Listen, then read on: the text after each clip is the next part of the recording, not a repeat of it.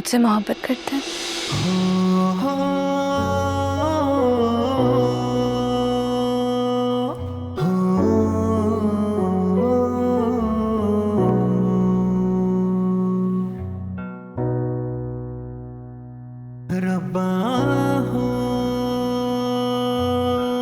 हाँ जी।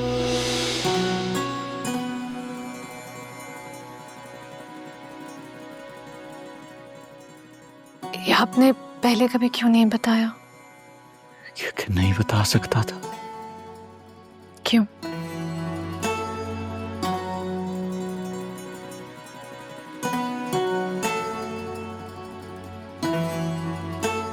परी जी, ये जो जज्बा होता है ना, ये बेलगाम होता है, बेजुबान होता है।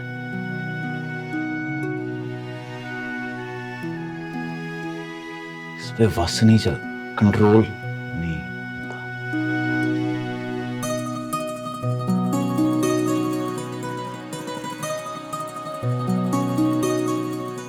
पता मैनू ही नहीं लगा कब मोहब्बत हो गई आपसे।